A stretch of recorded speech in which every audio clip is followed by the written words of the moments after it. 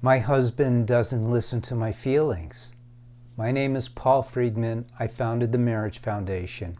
I'd like to give you some insight into this as well as some practical advice. Number one, there is a big, almost a movement in Western society that our feelings are so important, that we should listen to our feelings. We should honor our feelings. And this is incorrect thinking. So there's two kinds of feelings. One, you definitely should listen to, but not the kind that when you're looking up this kind of information, not that kind.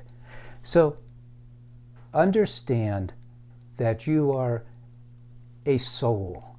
You have a body, you have a mind, but you're a soul. You don't have a soul. You are a soul. And the soul has a mind. And the mind is sort of in between the physical body that we reside in and us being a soul. It's like a battleground.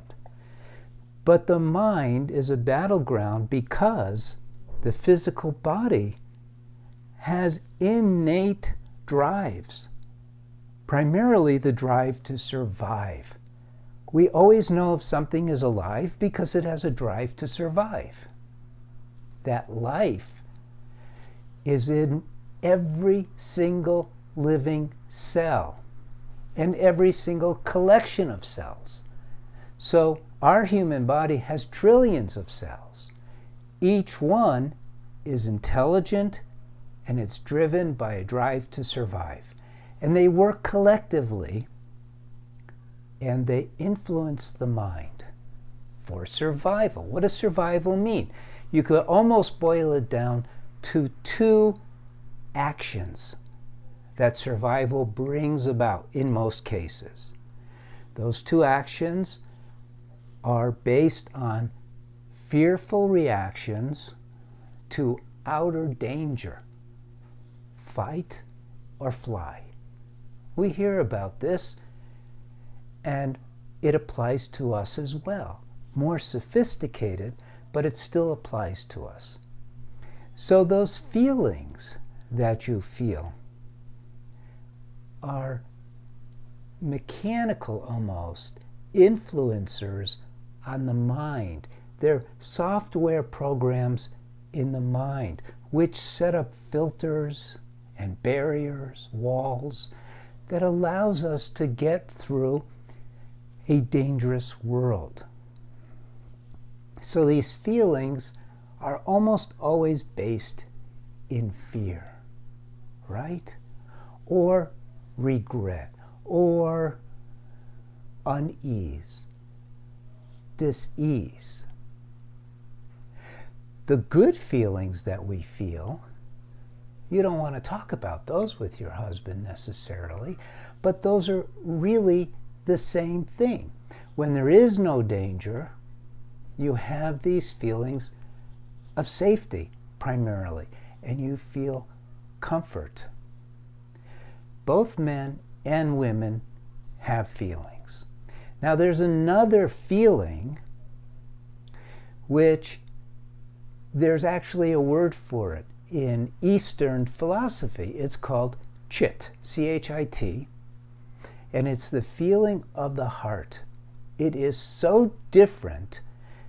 It is so completely separated from the feelings in the mind that you literally can feel it in the heart when it's there.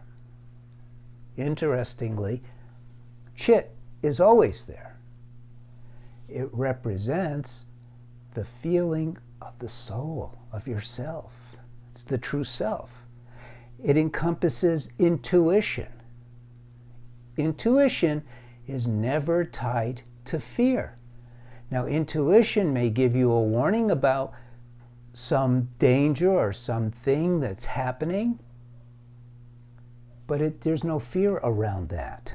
When we fear something, when we have a premonition of something that's going to happen, that's actually in the subconscious mind, where the subconscious mind has been gathering data silently behind the scenes, collecting data, and it churns the data, calculates, and lets the mind know there's danger.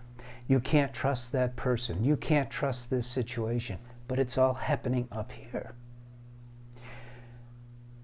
Unfortunately, because of this trend of talking about your feelings, it has become a common theme, especially for women, to say, well, I need to talk about how I feel.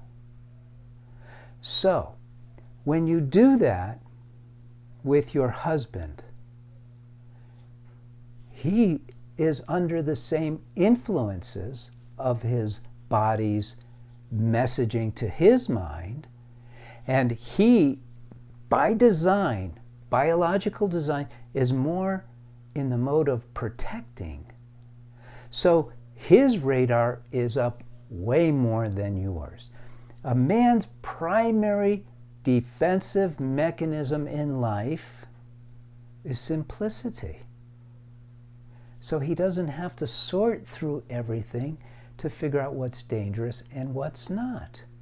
Your husband is probably pretty simple. He doesn't talk about a lot of things, not just about your feelings. So what do you do now? This is what's happening. So what do you do? The thing you do is you only talk about heart things when you want to express your feelings. So you'll be training yourself to put aside those other feelings. You make too much of those feelings. They don't have a positive influence in your life anyway. Put them aside, especially when you're with your husband, and instead look at him, and instead of unloading, which he has to sort, it's a huge burden for a man, you just look at him, you smile, honey, I love you, and have it come from your heart. Because that's you, the soul. It's why he married you. He didn't marry you so he could listen to you go on and on about how you felt about this, how you feel about that.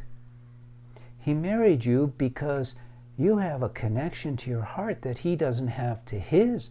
You are like his connection to the big heart, to love.